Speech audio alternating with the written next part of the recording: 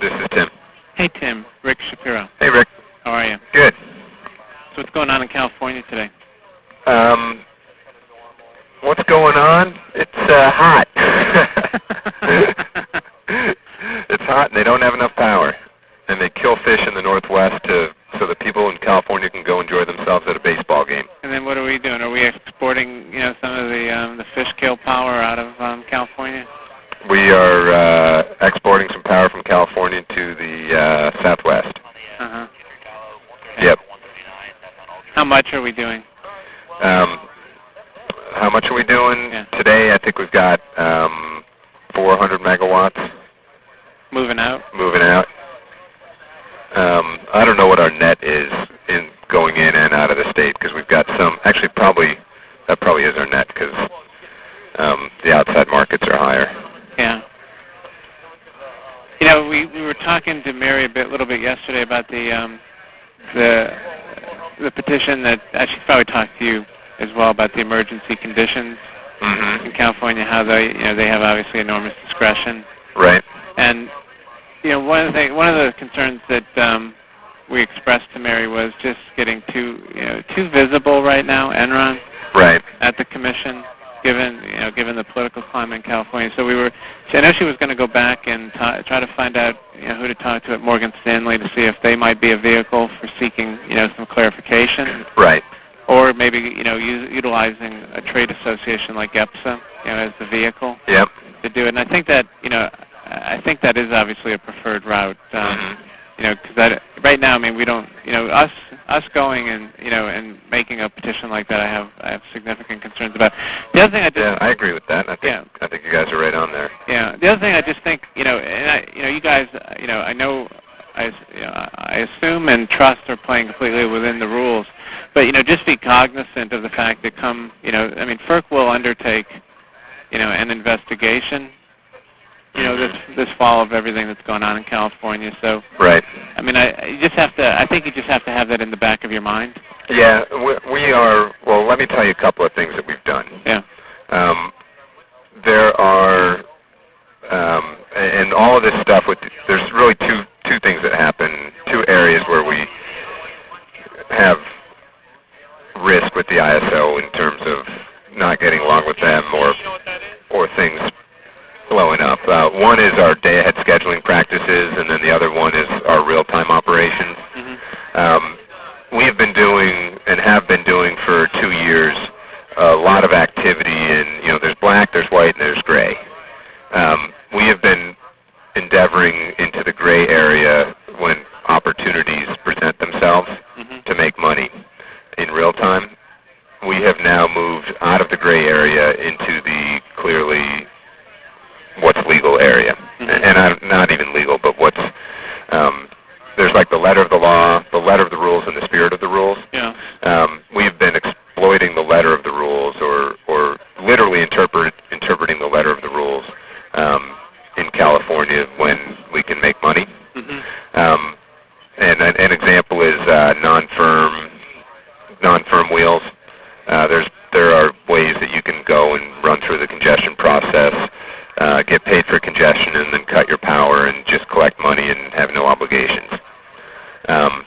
Completely within the letter of the rules, not within the spirit of the rules. Yeah. So we have ceased doing that, and we've ceased doing there's like two other minor things that we're doing that were gray. Yeah. So we've stopped that in real time. The other thing that we have done is on a day-ahead basis, we are scheduling power. We schedule power out in and out of there all the time, and we have before. Yep. We're doing larger quantities now because the ISO charges you about $10 to wheel out, and the price differential between Southern California and Palo Verde is $40.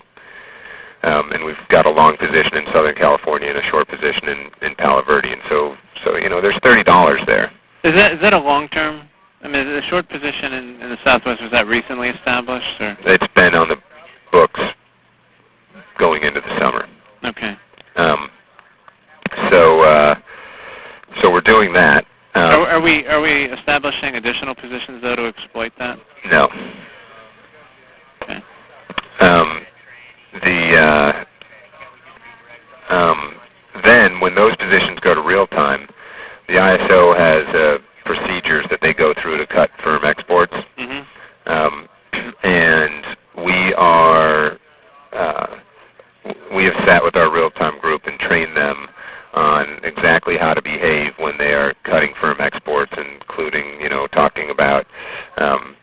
we'll do whatever it takes for reliability. We will, but if they go to cut our export, we will offer to sell them. Rather than cut our export and buy it for $250, which is essentially what they'll have to do. Right. We will endeavor to sell them power at whatever the market rate is.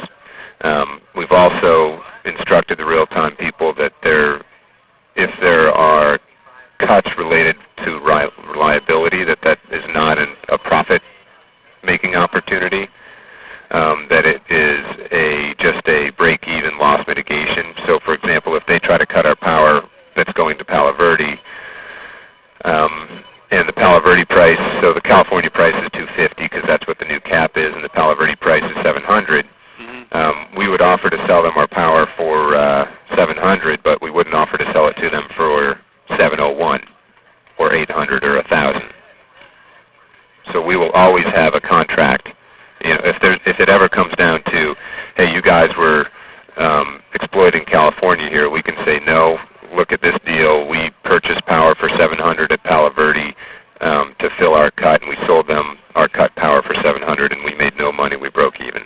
Yeah, no, that's good. That's good.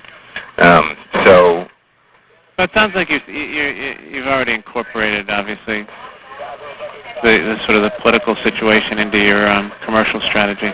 I mean, we could do no exports. Yeah. That's the safest thing. Mm-hmm. But we're kind of in a jam. Yeah. And they changed the rules on us in the middle of the game. And,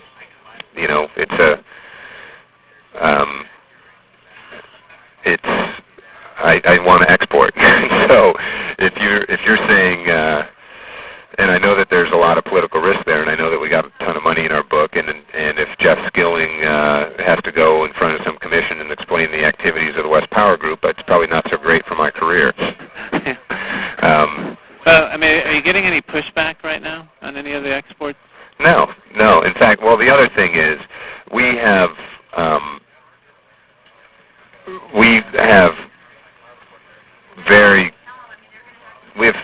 figured out when we think that we were exporting all this week, and it was pretty tight this week, right? And they didn't cut us, and so we know exactly when they're going to cut us, and we know, and so any time that the loads are not as high as they were this week, I mean, basically, the West is going to break if it's hot in the Southwest, California, and the Northwest. Right. If it's hot in 2 out of the 3, it gets really tight. If it's hot in 1 out of the 3, everything's fine. If it's 3 out of the 3, forget it. Save often because your computer might blow up. Yeah. So we have only been exporting, and so far the Northwest has been mild, relatively mild, so Bonneville can come and save the day. Yeah. And so we're sitting there looking at all the conditions, and before we're deciding to export a material amount, we're making sure that the Northwest supplies are healthy and that California loads are less than the loads that they've seen so far. So what I hear you saying is that if you saw conditions moving to something that was like 3 out of 3, you probably would forbear with respect to your exports. We'd figure out what to do, but the likely case would be to export a lot less. Yeah. And it's just, the risk, talking to lawyers, I'm not real comfortable exporting all this because if they take our power, there's a decent chance we don't get any compensation. I think that's right. So I'm not just trying to do this to pushing the envelope probably doesn't make sense because, they'll sit on you at some point. Right. And, I would also add that there are going to be the external control areas, and just because a lot of people are being mean doesn't mean that it's right for us to be mean. Right. Because people might point to us, but anyway, every control area that's interconnected with California is essentially exporting from them on the super peaks. Yeah. Because they're willing to sell for $250. And so California's created this systemic problem. Yep. And Pacificor is a great example. They interconnect at 4 different points, and they peak off of California at all 4 points now. Yeah. I mean, you know, if you saw the San Diego petition or heard about it, you know, the seller's cap. Yeah. I mean, that'll just exacerbate the problem significantly, won't it? Yeah. Well, that would be a firm cap. Yep. You know, rather than and we've got to stop that. Yeah. Yeah. We will. That one we'll weigh in on. Okay. Okay. Well, I appreciate the time. I'm being cautious.